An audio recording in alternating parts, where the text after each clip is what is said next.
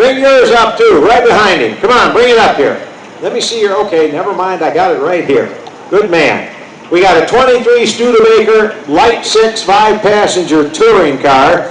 Scott, I'm not going to try and pronounce your last name. I'm going to have you pronounce it for me. Merdeza. Merdeza. And you're from what city? Chesaning. You obviously, this is just a gorgeous piece of machinery. It's perfect. The paint is flawless. I mean, did you restore this car yourself? How many years? It took about 6 years to restore it. It's about 6 years ago. It's beautiful. Tell us about it, guys. So Studebaker Corporation had been created in 1852 as a wagon maker, and they were most known for the Conestoga wagons they had produced that basically moved America to the West. In a bit of a back to the future move, they actually started with electric vehicles in 1902. Their first gasoline power was in 1904. By 1919 to 1920, they decided to move car production to South Bend, where they continued for the rest of their career, and they started it with the Light 6 in April of 20. This particular model is a 23 Light 6. Their lineup that year was the Light 6, the Special 6, and the Big 6. This one has a 40 horsepower, 207 cubic inch engine. It's one of the early models because it has the aluminum head, which was phased out later in the model year. And this was restored in 2016 by the present owner. It's just beautiful. You did an outstanding job. Thank you for bringing it. Okay, bring yours up here a little bit more for me if you would, sir. That's good right there. Let me see your window card. A 1939 Studebaker Champion, and this is owned by J.D. and Joyce Woods from Milan. How long have you owned this car, J.D.? 4 years. Did you do any of the work on it yourself? Just mechanically. Okay, tell us about it, guys. So Studebaker in the Depression followed a rather poor financial approach early in the 30s by continuing to distribute dividends even though they weren't making money. As a consequence, they entered receivership in 1933, and from then on were significantly challenged to build their volume back. In 1939, they decided to introduce the Champion as an economy car to try to build their volume, of which this is an example. It runs on a 110-inch wheelbase with a 78 horsepower, 164 cubic inch straight 6. Overall, their volume increased sharply that year versus 1938. Partly because the economy was better, but also because the Champion was such a good car for the price. They managed to make 8th place in sales that year compared to 10th place the prior year. So a good car for Studebaker, which would be a long-lived nameplate into the late 50s. Thank you for bringing it, sir. Nice car.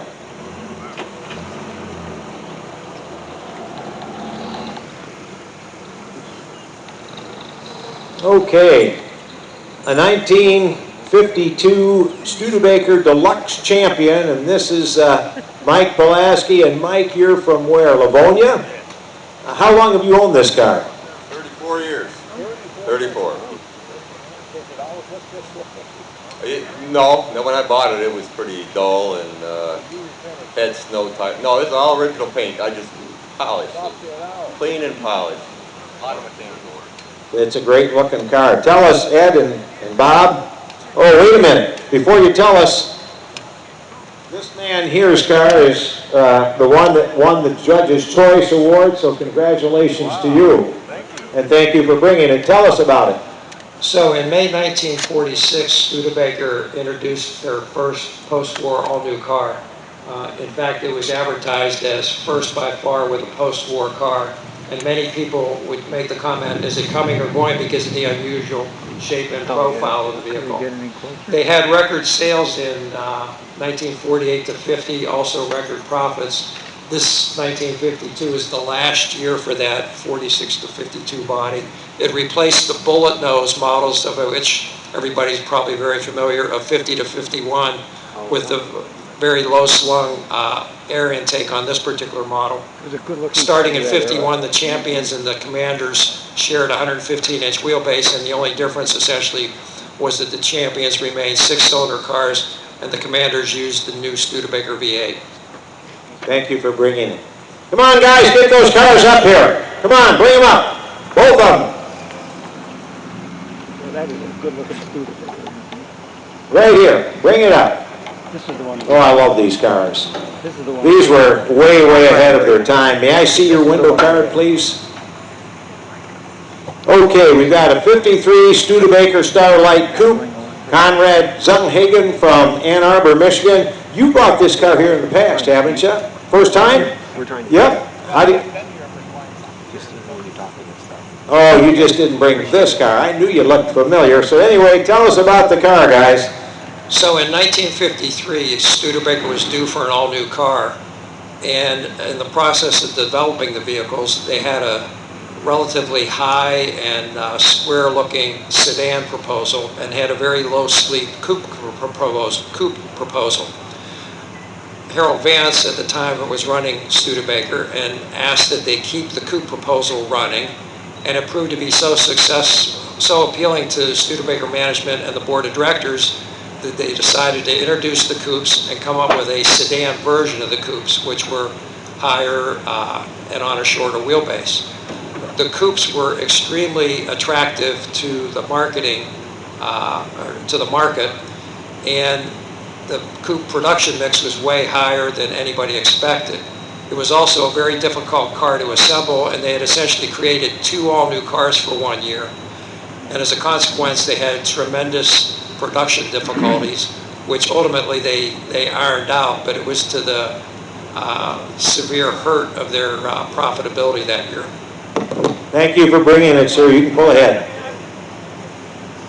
Bring this red beauty up here. Come on, guys, stay right behind him. Stay right in line.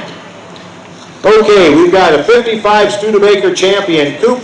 This is Martin Leavitt from Northville, Michigan. Martin, how long have you owned this car? 1987 is when I imported it. Did you do any of the work on it yourself? Sorry to say I didn't. That's the way it came. Yeah. It's a beauty. You got good taste. Tell us about it, guys. So as you can see from this car, it's a minor updating of the 53 that just passed ahead of it.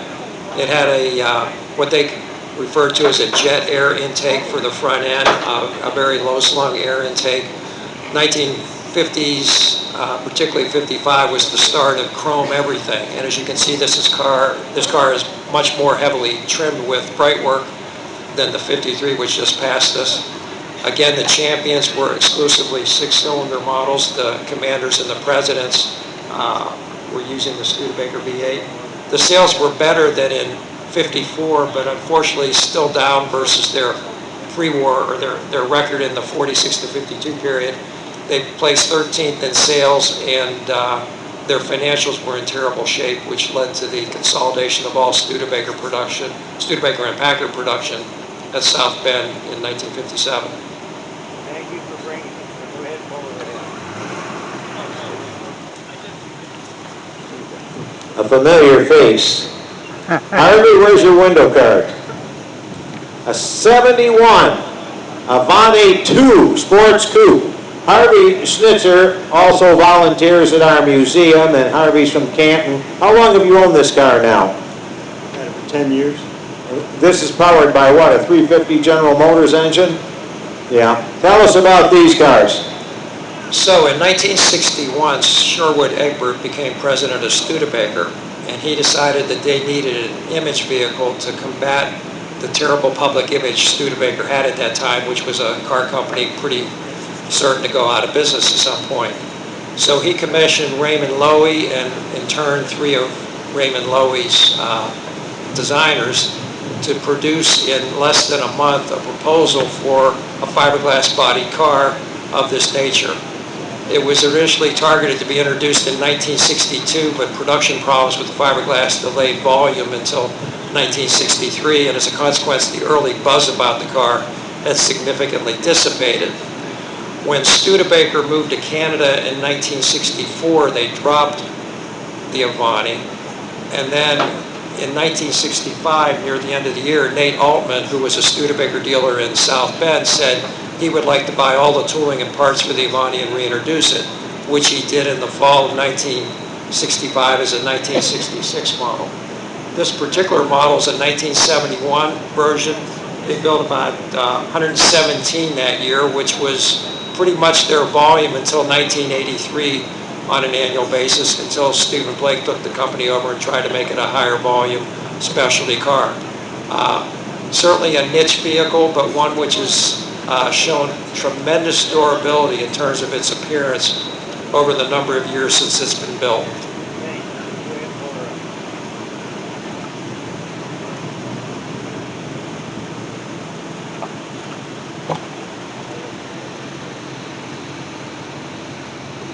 That's good right there. Another Avanti too. This is an 84, and it's owned by Warren and Kathy Godlow, and they're from Livonia. Did you drive this car here? Yes. Oh yeah, it's smooth riding How long have you owned it? since Christmas. Anything you'd like to add about the first one being just like this one? So actually there are a couple differences here which was significant to the future of the car. As I mentioned, Stephen Blake bought the company in 1982. He decided to update the car with obviously integrated bumpers front and rear, but most importantly he decided to use a new paint, urethane paint, which unfortunately proved to not be durable, and the cars would literally have their paint peeled off. All the cars for 1983 essentially had to be repainted by the company, and as a consequence it hit financial rocks, and from then on a number of companies tried to make a go of Avanti up through 1990, but 1983 was pretty much the nail in the coffin of a successful Avanti business. Thank you, sir. You can pull her ahead. Let's bring that thing up here. Come on, guys. When you bring a car up through passenger